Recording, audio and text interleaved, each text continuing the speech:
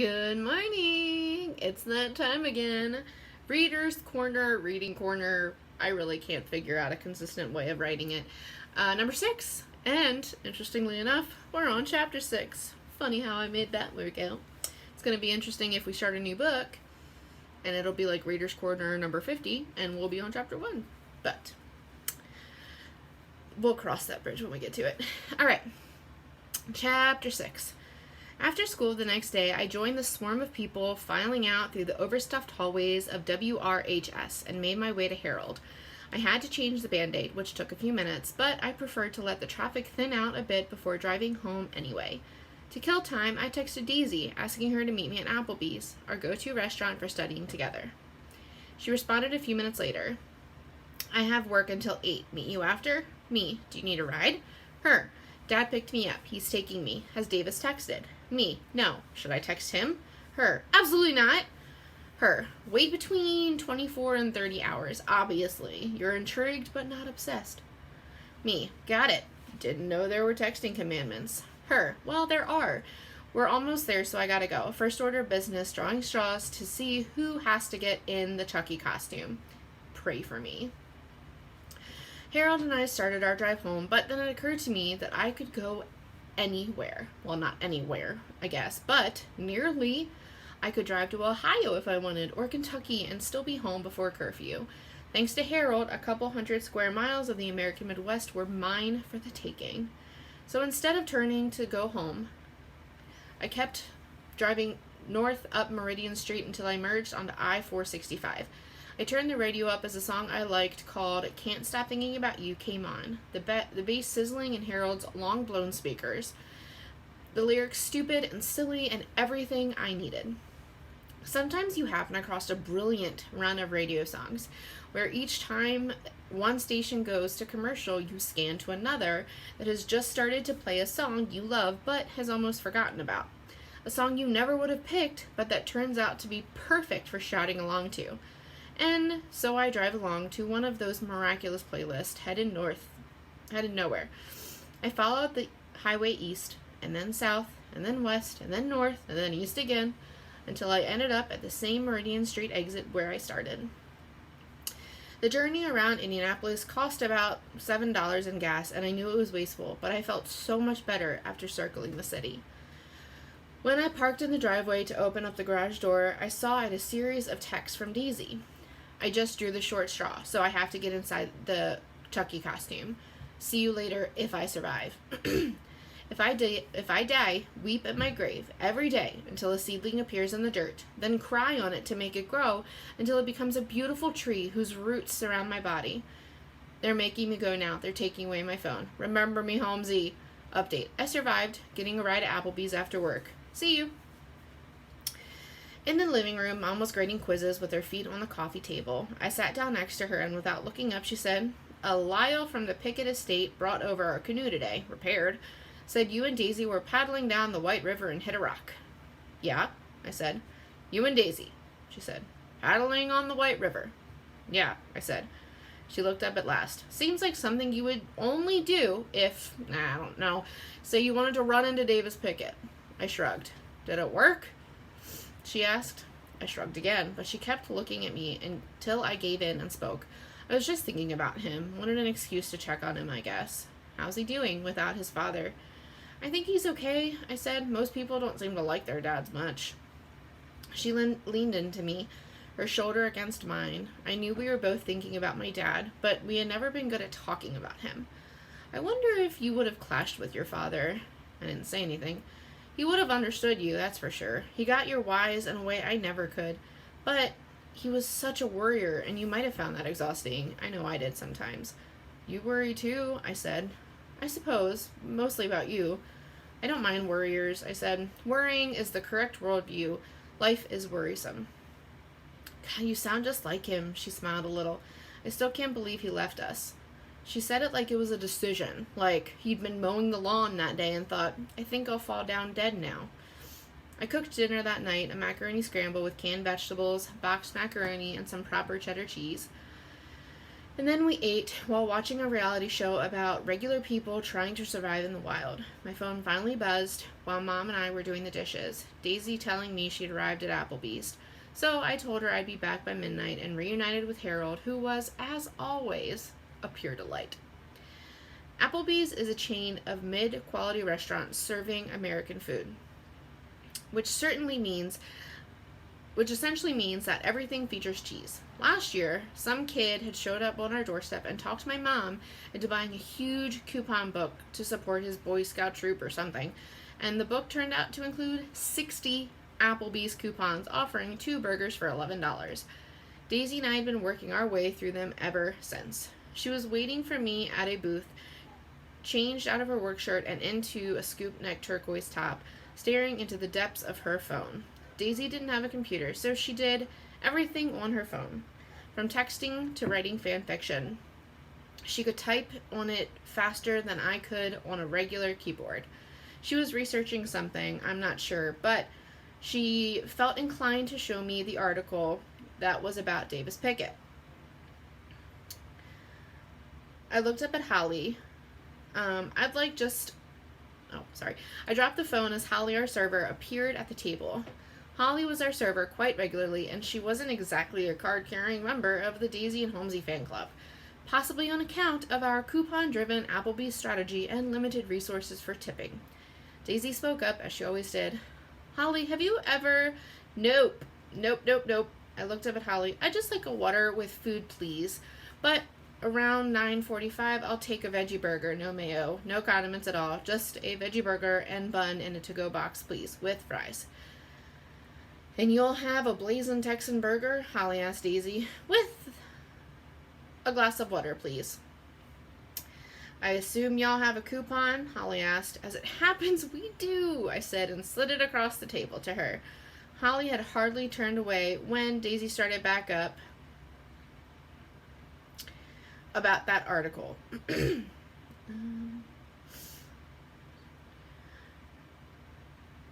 Please, can we talk about something else? Fine. During my break at work, I became an expert in wills. So get this. You can't actually leave any money to a non-human animal when you die. But you can leave all your money to a corporation that exists solely to benefit a non-human animal. Basically, the state of Indiana doesn't consider pets people, but it does consider corporations people. So Pickett's money would all go to a company that benefits the Tuatara. And it turns out you don't have to leave your kids anything when you die, no matter how rich you are. Not a house, not college money, nothing. What happens if their dad goes to prison? They'd get a guardian, maybe the house manager or a family member or something, and that person would get money to pay the kids' expenses. If finding fugitives doesn't work out for me as a career, I might get into guardianship of billionaire children. Okay, you start putting together background files on the case and the Pickett family. I'm going to go get the police report and do my calc homework because there are only so many hours in a day, and I have to spend too many of them at Chuck E. Cheese. How are you going to get a copy of the police report anyway? Oh, you know, Wiles, she said.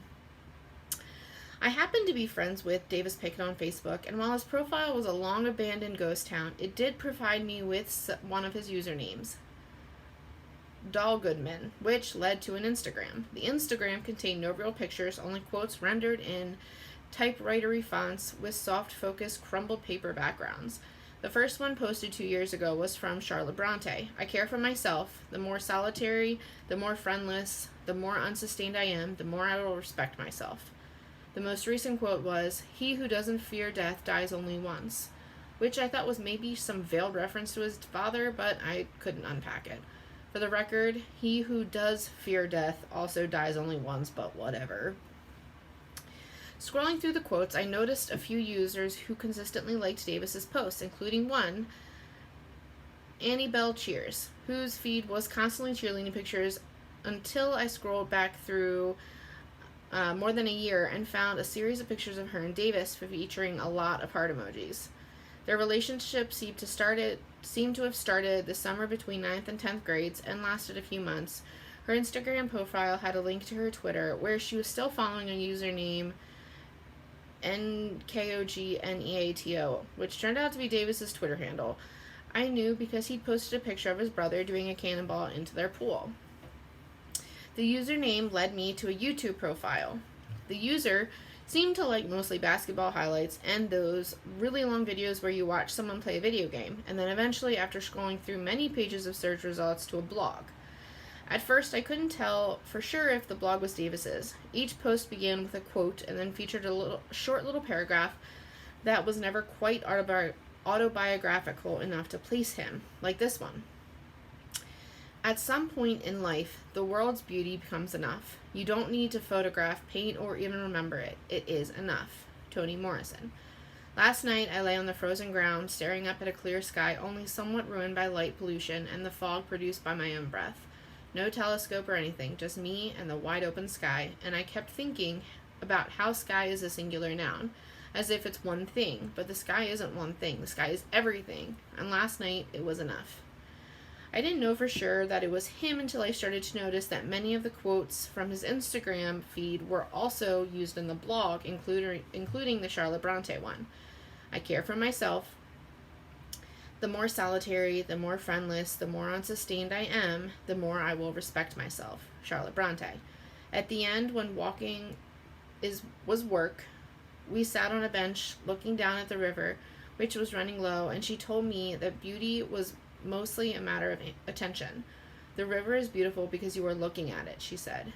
Another written the previous November, around the time he and Annabelle Cheers stopped replying to each other on Twitter. By convention hot, by convention cold, by convention color, but in reality atoms and voids.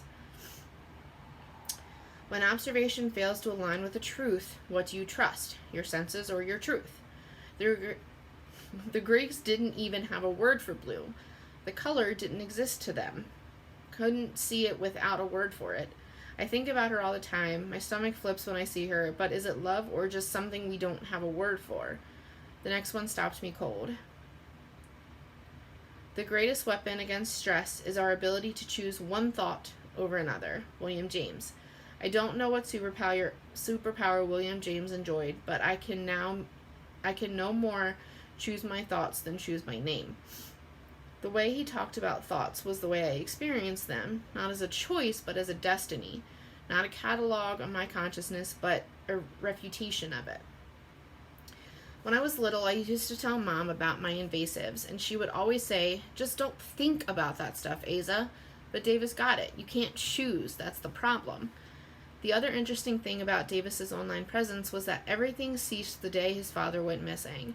He'd posted on the blog almost every day for more than 2 years, and then on the afternoon after his father disappeared, he wrote, "Sleep tight, you morons, J.D. Salinger. I think this is goodbye, my friends, although then again, no one ever says goodbye unless they want to see you again."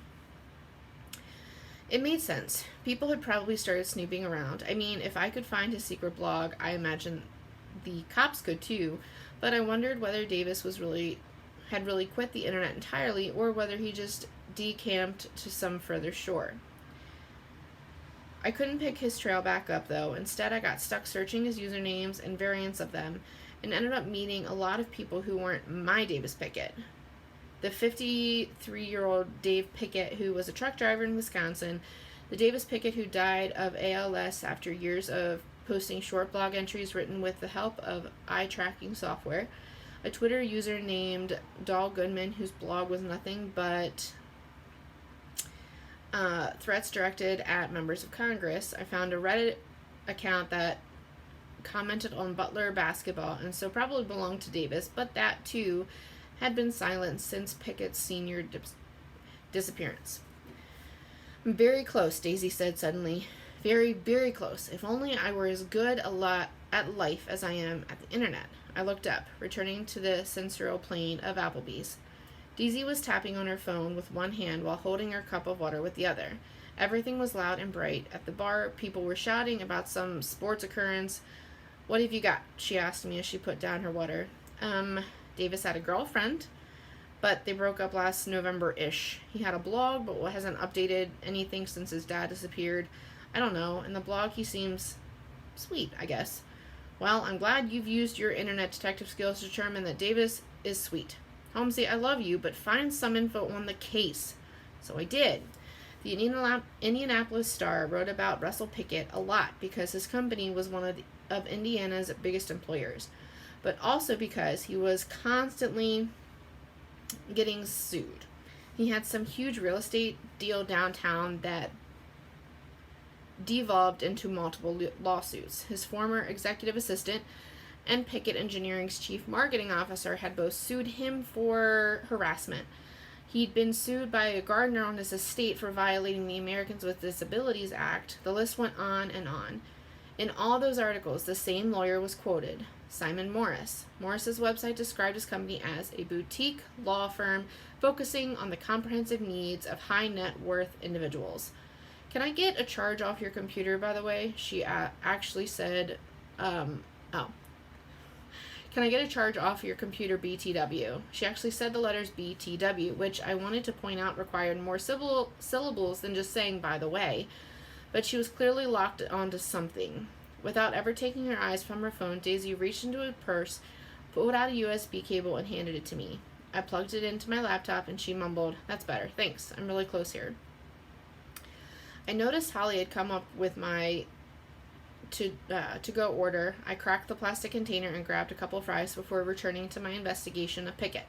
I stumbled onto a website called Glassdoor, where current and former employees could review the company anonymously. Observations about Russell Pickett himself included: the CEO is skeezy. Russell Pickett is a straight-up megalomaniac. I'm not saying Pickett executives make you break the law, but we do frequently hear executives start sentences with, "I'm not saying you should break the law, but." So that's the kind of guy Pickett was, and although he'd gotten around all the lawsuits by settling them, the criminal investigation wouldn't go away. From what I could gather, the company had bribed a bunch of state officials in exchange for contracts to build a better sewer overflow system in Indianapolis. 15 years ago, the government had set aside all this money to clean up the White River by building some sewage retention pools and expanding this tunnel system that runs underneath downtown, diverting a creek called Pogues Run. The idea was that within a decade, the sewers would stop dumping into the river every time it rained. Pickett Engineering had gotten the initial contract, but they never finished the work, and it had gone way over budget. So the government pulled the contract from Pickett's company and allowed anyone to bid on finishing the project. And then, even though they'd done a terrible job the first time, Pickett Engineering won the new contract, apparently by bribing state officials. 2 of Pickett's executives had already been arrested and were believed to be cooperating with the police. Pickett himself hadn't yet been charged, although an editorial in the paper from 3 days before his disappearance criticized the authorities. The Indianapolis Star has enough evidence to indict Russell Pickett. Why don't the authorities? And it's happening. Okay, hold on. Just wait for the zip to download. Yes, an opening, and yes! Daisy finally looked up at me and smiled. Her front teeth were a little crooked, turning toward each other. And she was self-conscious about it, so she really smiled all the way. But now I could even see her gums. Can I do the thing, like, at the end of Scooby-Doo and tell you how I did it? I nodded. So, the first article about Pickett's disappearance refers to a police report obtained by the Indianapolis Star. That story was written by Sandra Oliveros, with additional reporting by this dude, Adam Bitterly, which is a bummer of a last name. But anyway, he's clearly the junior guy in the story. And a quick Google shows him to be a recent IU grad.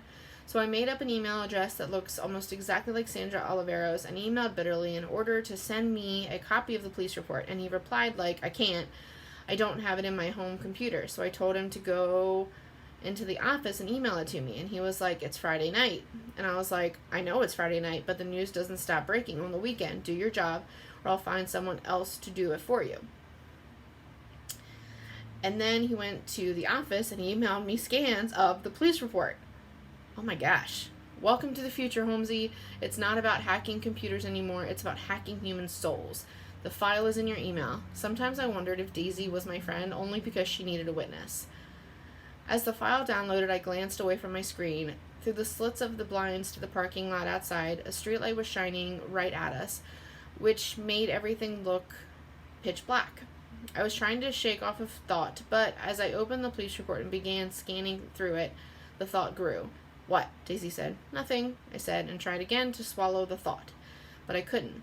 just, won't he get in trouble? Like, when he goes into work on Monday, won't he ask his boss why she needed that file? And then won't she be like, what file? And then won't he get in trouble? Like, he could get fired. Daisy just rolled her eyes, but I was in the spiral now, and I started to worry that Mr. Bitterly would figure out how to track down Daisy, that he would have her arrested, and maybe me too, since I was probably an accomplice. We were just playing a silly game, but people go to prison all the time for lesser crimes. I imagined a news story. Girl hackers obsessed with billionaire boy. He'll find us, I said, after a while. Who? She said. The guy. I said, bitterly. No, he won't. I'm on public Wi-Fi, and an Applebee's using an IP address that locates me in Belo Horizonte, Brazil. And if he does find me, I'll say you had no idea what I was doing, and I'll go to prison for you, and in thanks for my refusal to snitch, you'll get my face tattooed on your bicep. It'll be great. Daisy, be serious. I'm being serious. Your skinny little bicep needs a tattoo of my face. Also, he's not going to get fired. He's not going to find us. At most, he will learn an important lesson about fishing in a way that's minimally harmful to his life and the company he works for. Calm down, all right? I gotta get back to this very important argument I'm having with a stranger on the internet about whether Chewbacca is a person. Holly came by with a check, an unsubtle reminder that we'd overstayed our welcome. I put down the debit card Mom had given me.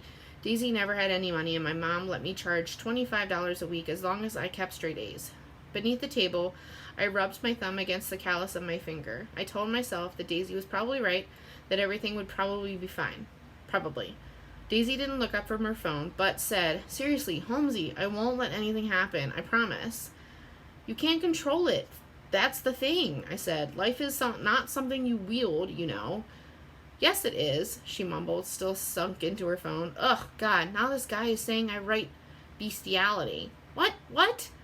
Because in my fanfic, Chewbacca and Rey were in love. He's saying it is, and I am quoting, criminal because it's interspecies romance. But Chewbacca isn't human, I said. It's not a question of whether Chewie was human, Holmesy. It's a question of whether he was a person. She was almost shouting. She took Star Wars stuff quite seriously. And he was obviously a person. Like, what even makes you a person? He had a body and a soul and feelings, and he spoke a language, and he was an adult. And if he and Rey were in love, then let's just thank God that they were, because that's the story. So often, nothing could deliver me from fear, but then sometimes just listening to Daisy did the trick. She straightened something inside me, and I no longer felt like I was in a whirlpool or walking in ever-tightening spiral.